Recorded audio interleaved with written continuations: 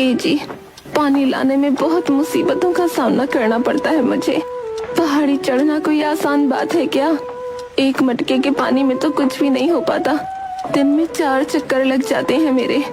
पैरों में मेरे बहुत दर्द हो रहा है। मैं जानता हूँ भाग्यवान, मैं जल्दी ही कुछ करूँगा। लेकिन आप क्या करेंगे?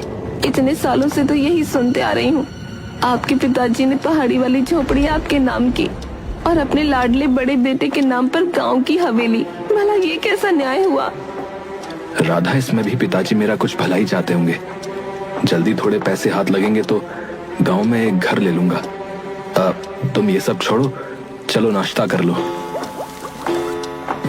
किशन और राधा पहाड़ी पर कच्चे घर में रहा करते थे। वो पहाड़ी सबसे ऊंची पहाड़ी थी।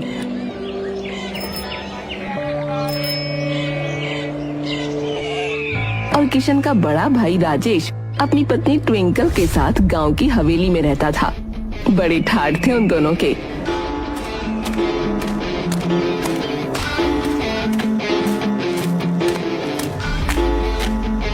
हाँ भाई ट्विंकल, अरे मैंने तुम्हें रखने के लिए कुछ पैसे दिए थे, जरा लेकर आना, मुंशी जी को देना है। अभी लाती हूँ। ट्विंकल पैसे लेकर आई।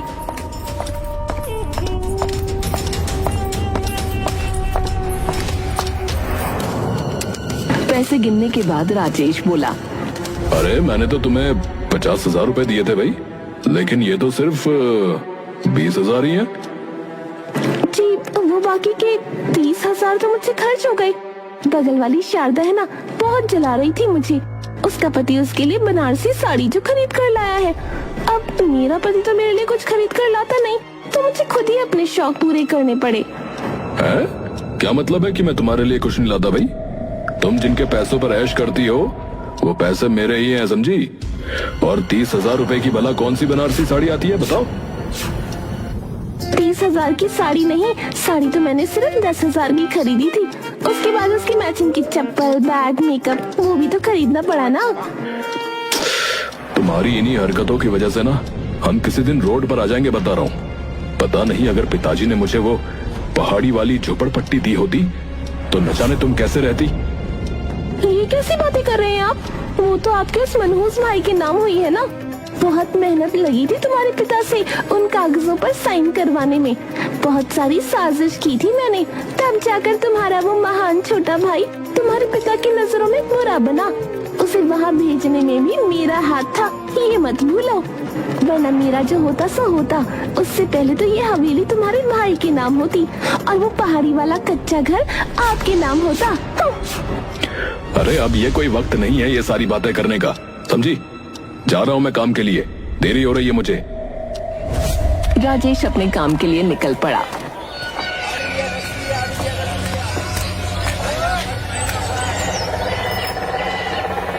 वहीं दूसरी तरफ छोटा भाई किशन, वो रोजाना पहाड़ी से नीचे उतरकर गांव के अंदर मजदूरी किया करता था।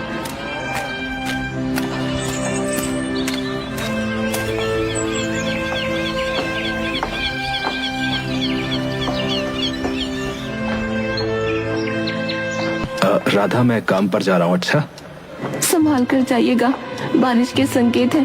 मिट्टी फिसलने वाली हो जाती है गीली होने के बाद। आराम से आना। किशन अपने काम पर निकल पड़ा।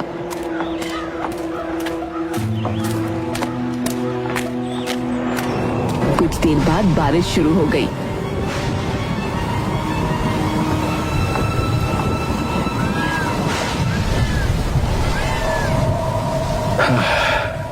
आसमान इतना काला है, लगता नहीं है कि आज बारिश रुक पाएगी। अपनी मेहनत मजदूरी करके किशन भीगता हुआ घर लौट रहा था। अरे राम, इस बारिश में तो पहाड़ पर चढ़ना बहुत ही मुश्किल होता है। ये छोटे छोटे सकरे रास्ते पानी में भर जाते हैं और ये मिट्टी, ओहो। इतने में ही किशन का पैर फिसल गया और वो नीचे गिर गया। उसे बहुत चोट लगी थी। अरे अरे अरे, मर गया रे।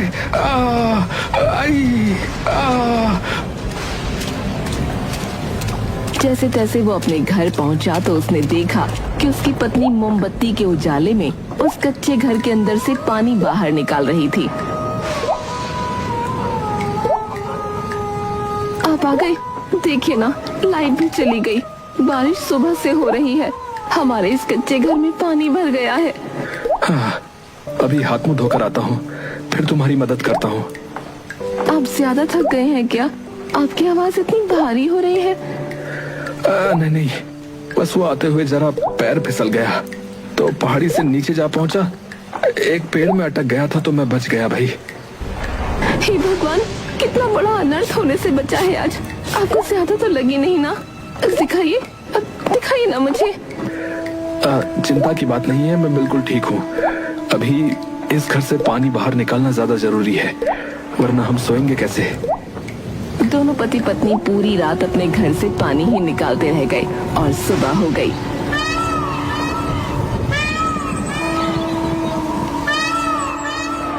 सुबह हो ही गई, लेकिन बारिश तो अब तक न रुकी।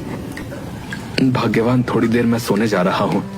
1 घंटे बाद मुझे फिर काम पर भी जाना है। सब कुछ तो गीला हुआ पड़ा है यहाँ पर। उनके घर में लोहे का एक बक्सा था। किशन उस बक्से के ऊपर जाकर सो गया।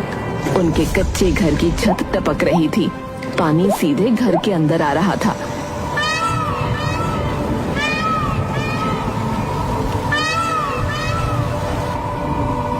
इतनी बारिश में भला कोई काम पर जाता है क्या? आज मत चाहिए ना। अरे अगर बारिश रोज होती रही तो क्या रोज काम पर नहीं जाऊंगा? हैं? बताओ, फिर हम खाएंगे क्या? तुम मेरी इतनी चिंता मत किया करो भाग्यवान, मैं समय पर लौट आऊंगा। वो मुझे आपको कुछ बताना था। आप पिता बनने वाले हैं। ये सुनकर किशन की खुशी का ठिकाना न रहा। हैं? क्या तुम सच कह रही हो? आज तुमने मुझे जीवन की सबसे बड़ी खुशी की बात सुनाई है। तो मुझे और मेहनत करनी होगी ना। अब तो मैं पिता बनने वाला हूँ। भाग्यवान, शाम को आते हुए मिठाई लेकर आऊंगा। हाँ। किशन खुशी खुशी काम पर लौट गया।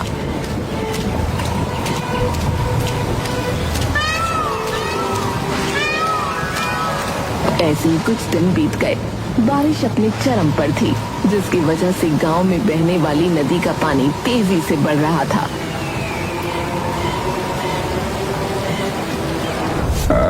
नदी की लहरें जो हैं काफी तेज हो गई हैं भाई, खूब ऊंची उठने लगी हैं। लगता है बाढ़ आने वाली है। राजेश, हमें गांव वालों को आगाह कर देना चाहिए, मुझे लगता है। मुखिया जी, मेरी बात सुनिए, मैं बता रहा हूँ आपको कुछ। पिछले कई सालों से इस गांव में बाढ़ का नामो निशान नहीं है, और इतनी सी बारिश से जो है आप डरिए मत, ये तो कभी भी रुक जाएगी। लेकिन आप उस बारे में सोचिए, इस गांव में खूब कारोबार फैला हुआ है मेरा और आपका भी, समझ गए? अगर गांव वालों को बाढ़ की खबर दे दी ना तो वो डर कर जो है यहाँ से चले जाएंगे, समझे? और हमारा काम ठप हो जाएगा। और अगर बाढ़ आ गई तब तो सब कुछ नष्ट हो जाएगा। अरे तो वही तो कह रहा हूं मैं, बाढ़ नहीं आएगी, लेकिन बाढ़ की खबर से जरूर सब कुछ नष्ट हो जाएगा, समझे आप? और अगर बाढ़ आती भी है तब तक तो काम चलते रहने दीजिए। अगर बाढ़ आई भी तो आपका और मेरा घर तो सुरक्षित जगह पर है।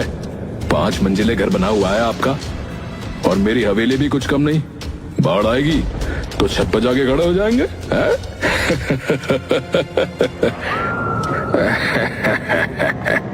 राजेश बाजार की तरफ निकल पड़ा। अरे गोभी कैसे रुपए किलो दी भाई तुमने? 20 रुपए किलो है साहब। अरे इन लोगों ने तो लूट मचा रखी है, लूट। इतने में ही राजेश की नजर अपने भाई किशन पर गई। वो भी बाजार में फल और सब्जी खरीद रहा था।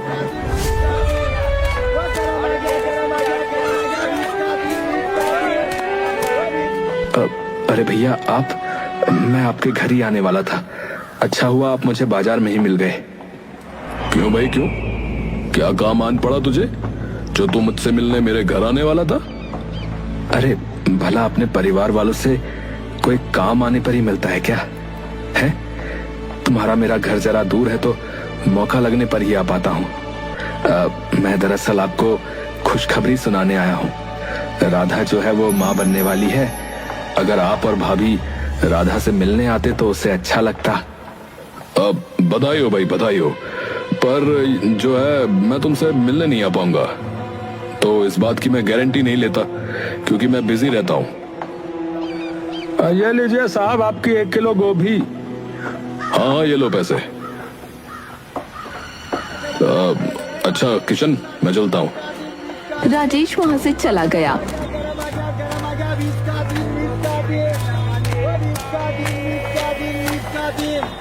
और कुछ ही पलों बाद फिर से बरसात शुरू हो गई।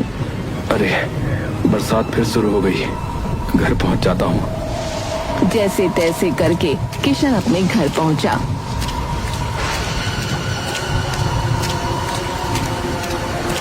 आप आ गए। हमने मिट्टी से हमारे इस कच्चे मकान को कम से कम थोड़ा तो ऊंचा कर दिया ताकि पानी अंदर ना जाए, लेकिन कीड़े मकोड़े तो अभी भी नहीं रुक रहे। भाग्यवान मैं तुमसे वादा करता हूँ, हमारा आने वाला बच्चा इस घर में नहीं आएगा। उससे पहले ही मैं गांव में एक घर ले लूंगा। मैंने कुछ लोगों से बात की है, वो हमारी सहायता करेंगे।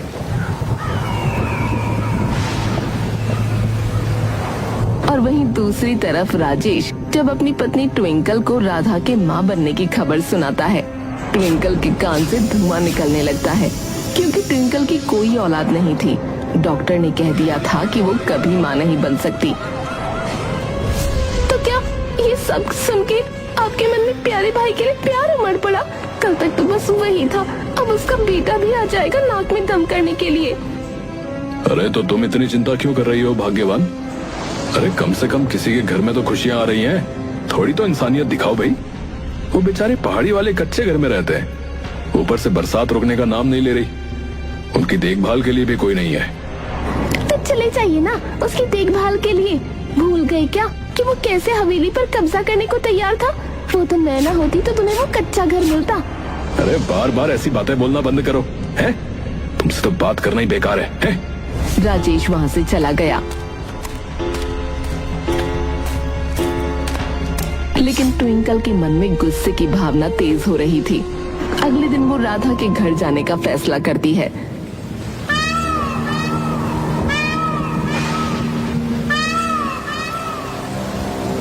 ट्विंकल को अपने दरवाजे पर देखकर राधा खुशी से भूली नहीं समाई।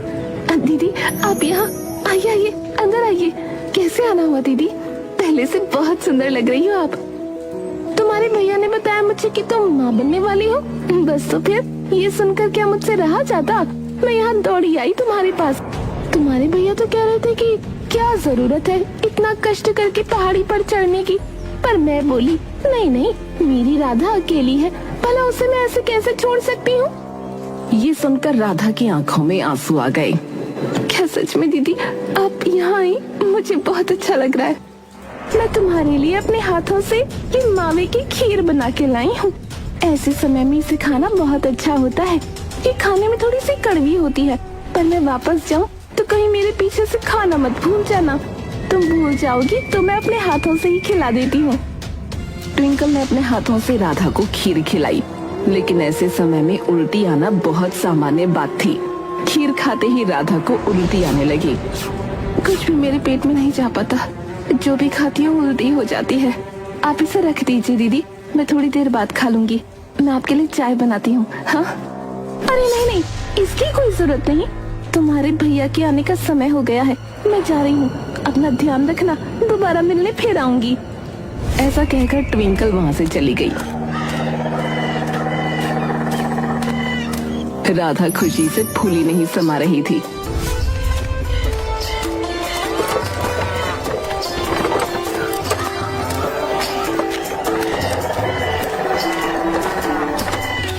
किशन जब घर पहुंचा तो उसने देखा राधा खुशी से झूम रही है। अरे क्या बात है, आज तुम बहुत ज्यादा खुश लग रही हो। तुम्हें बताऊंगी ना तो तुम भी खुशी से झूमने लगोगे। दीदी आई थी हमसे मिलने के लिए और खीर भी देकर गई हैं ताकि मेरा बच्चा स्वस्थ रहे।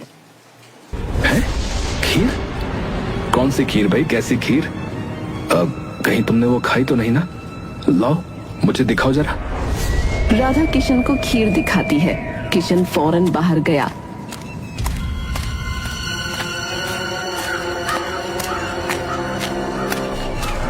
और आसपास से कुछ जड़ी बूटियां तोड़कर खीर में मिला दी। देखते ही देखते खीर का रंग नीला पड़ गया। ये खीर नीली कैसे हो गई?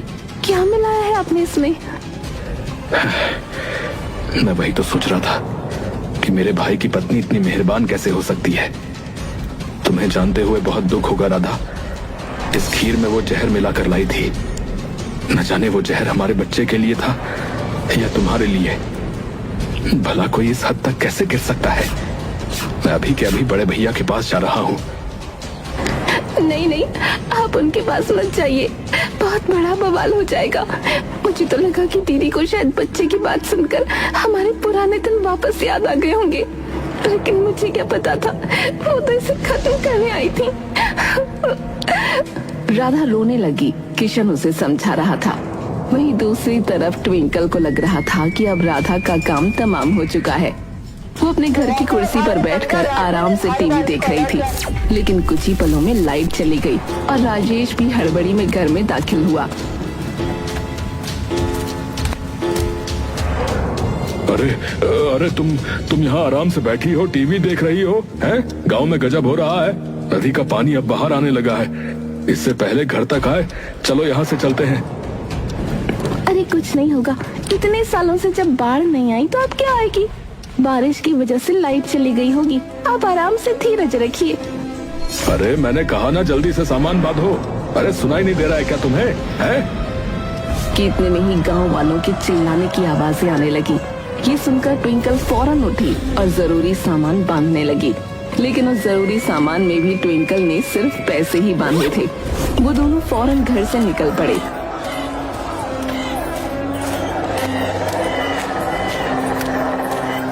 उन्होंने देखा कि पानी धीरे धीरे उनकी तरफ बढ़ रहा है और कुछ ही पलों में बाढ़ ने पूरे गांव में तबाही मचा दी। पहले पानी ने लोगों के घरों को तबाह किया, उसके बाद लोग पानी के बहाव में बहने लगे। हे भगवान, रक्षा करो, मुझे आज नहीं मरना। अगर उस दिन मैंने मुखिया जी की बात मान ली होती तो यह दिन न देखना पड़ता। उन्होंने तो पहले ही कह दिया था कि बाढ़ आने के संकेत हैं। मैंने ही गांव वालों को भी बताने से मना कर दिया था। आज देखो मैं भी इनके साथ ही बह रहा हूँ। अब तो भगवान ही कोई मदद कर सकता है। अरे वो दोनों एक पेड़ को पकड़कर पानी का सामना कर रहे थे। जब गांव में बाढ़ आने की खबर किशन और राधा को लगी, जी सारे पक्षी शोर मचा रहे हैं। गांव में जाकर देखिए ना क्या हो रहा है। दाई माँ बता रही थी कि गांव में बाढ़ आने के संकेत हैं, लेकिन मुखिया जी और राजेश भाई साहब ने दिलासा देकर गांव से न जाने दिया किसी को। देखिए ना जरा कहीं कोई अनहोनी तो नहीं हो रही। भाग्यवान, मैं उनकी मदद करने बिल्कुल नहीं जाऊंगा। मेरा इस दुनिया में तुम्हारे अलावा कोई भी नहीं है। भूल गई कि कैसे तुम्हारे बच्चे को और तुम्हें उन्होंने मारने की कोशिश की थी। मेरा हंसता खेलता परिवार उजाड़ने की कोशिश की थी। वो सारी बातें बाद में, प्लीज अभी आप जाइए ना, वरना मैं चली जाऊंगी। तुम कितनी जिद्दी हो। चलो तुम अपना ख्याल रखो, मैं आता हूँ। राधा किशन को एक मोटी सी रस्सी दे देती है, जिसे लेकर किशन पहाड़ी से संभल कर समझ कर नीचे उतरा। बारिश भी रुकने का नाम नहीं ले रही थी। पहाड़ी ही बची हुई थी, पूरा गांव पानी में डूब चुका था। किशन को पहाड़ी के पास जितने भी लोग दिख रहे थे, किशन ने उन सभी को अपने पास बुलाने की कोशिश की। सुनिए, मैं सुरक्षित जगह पर हूँ। मैंने ये रस्सी एक बहुत ही मोटे पेड़ से बांध दी है। आप लोग इसे पकड़कर ऊपर आ जाइए। देखिए, डरिए नहीं, धीरे धीरे करके आ जाइए। सामान छोड़िए, पहले आप अपनी जान बचाइए।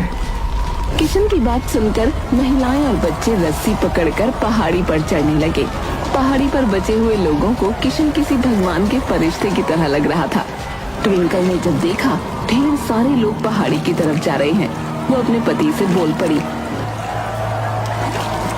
जी सुनिए ना, अभी कोई मदद नहीं आई है। लोग ना पहाड़ी की तरफ जा रहे हैं। हम भी कैसे भी करके पहाड़ी पर पहुंचते हैं, वहाँ तक पानी नहीं जा सकता। पानी का बहाव इतना था कि पेड़ को छोड़ पाना नामुमकिन था। वो लोग फंसे रहे। भाग्यवान लग रहा है, अब मुझ में इस पेड़ को पकड़ने की शक्ति नहीं बची। कुछ ही पलों में ये पेड़ भी बह जाएगा। ये हमारा आखिरी समय है। कि इतने में ही उन्हें एक तेज आवाज सुनाई दी। आवाज किशन की थी, जो एक रस्सी में पत्थर बांधकर अपने भाई और भाभी की तरफ फेंक रहा था। भैया, मैं आपके पास ये रस्सी फेंक रहा हूँ, इसे जोर से पकड़कर मेरे पास आइए। राजेश और ट्विंकल ने जरा भी देर नहीं की। उन दोनों ने वो रस्सी पकड़ ली, लेकिन पानी के बहाव की वजह से वो आगे नहीं बढ़ पा रहे थे।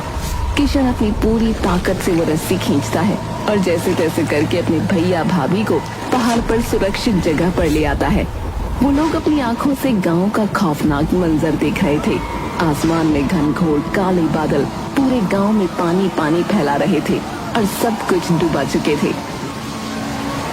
अगर तुम समय पर नहीं आते तो न जाने हमारा क्या होता। अरे किशन, अरे तुम्हारा बहुत बहुत धन्यवाद भैया। अरे तुमने हम सबकी जान बचाई है। अरे आप लोग अपना ध्यान रखिए, मेरी पत्नी अकेली है, मुझे उसके पास जाना होगा। अगर आपको कोई भी बहता हुआ नजर आए तो ये रही रस्सी, उसकी मदद जरूर करना। किशन ने ट्विंकल की ओर देखा। ट्विंकल की नजरें शर्म से झुकी हुई थीं। ट्विंकल के हाथ में एक थैला था जो पैसों से भरा हुआ था, लेकिन पानी में वो सब कुछ भीग गया था। मेरे पैसे तो पानी में भीग गए। मैंने जब तुमसे कहा कि जरूरी सामान बांध लो तो तुमने खाने का नहीं बल्कि पैसे बांधे थे। मरने के बाद पैसों को अपने साथ छाती पे चिपका के लेके जाना तुम। किशन ने ये सब देखकर चुपचाप वहाँ से जाने का फैसला किया। तभी राजेश बोल पड़ा।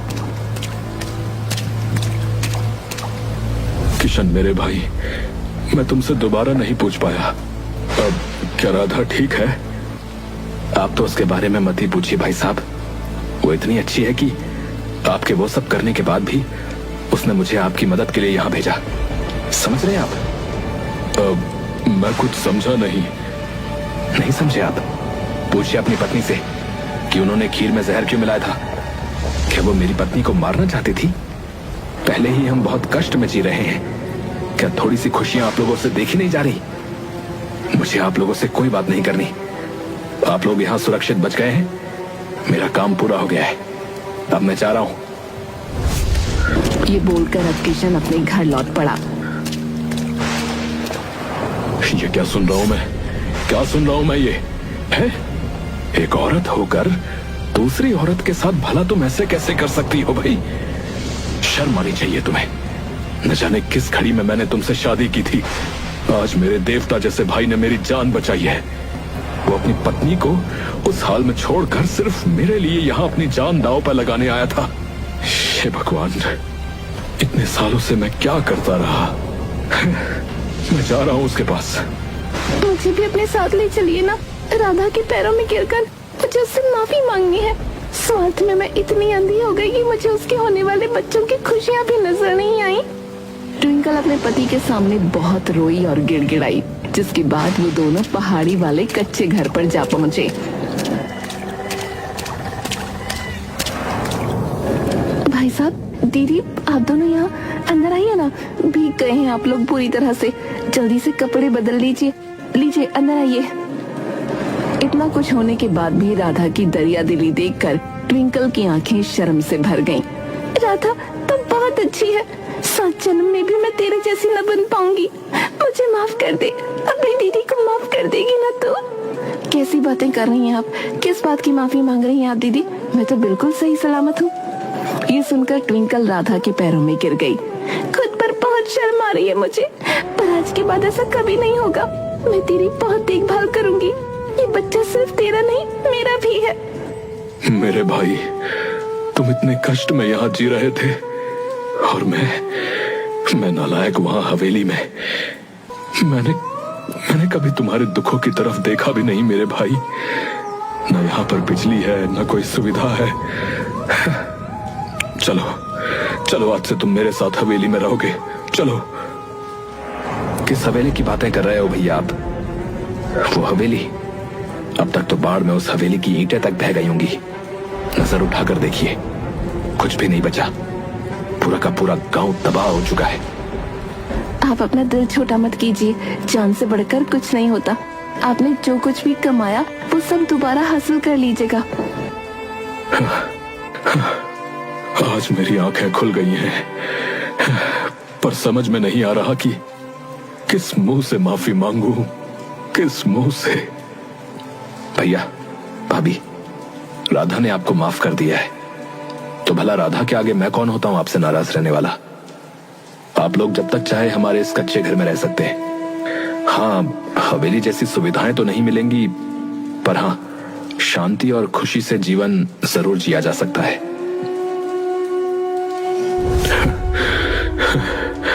पूरी जिंदगी मैं तुझसे बस नफरत ही करता रहा रे। लेकिन तू तो देवता है, देवता।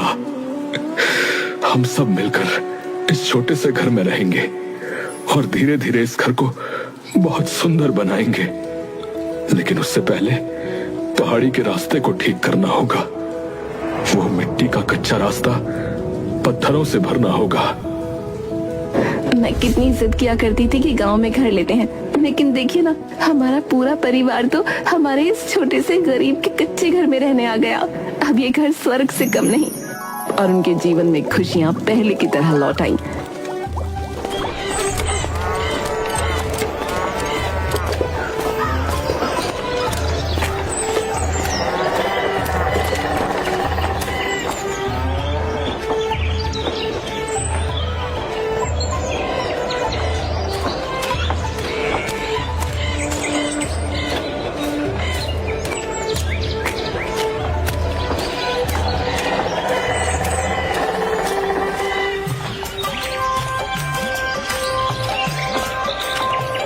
कुछ ही समय बाद राधा ने एक प्यारे से बेटे को जन्म दिया।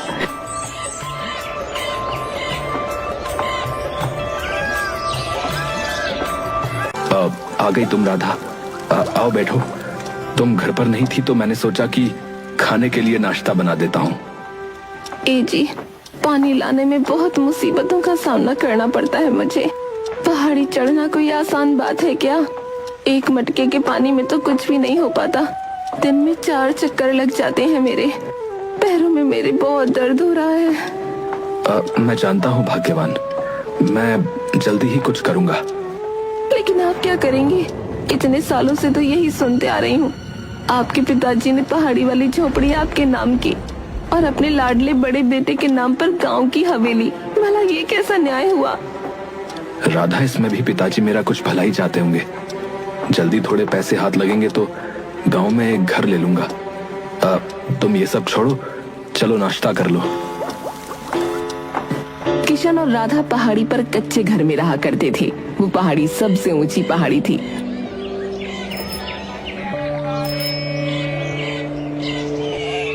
और किशन का बड़ा भाई राजेश अपनी पत्नी ट्विंकल के साथ गांव की हवेली में रहता था। बड़े ठाठ थे उन दोनों के।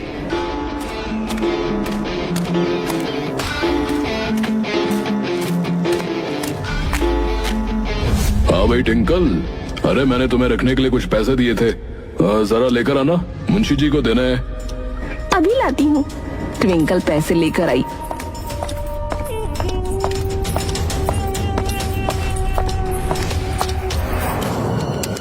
पैसे गिनने के बाद राजेश बोला, अरे मैंने तो तुम्हें 50,000 रुपए दिए थे भाई, लेकिन ये तो सिर्फ 20,000 ही है।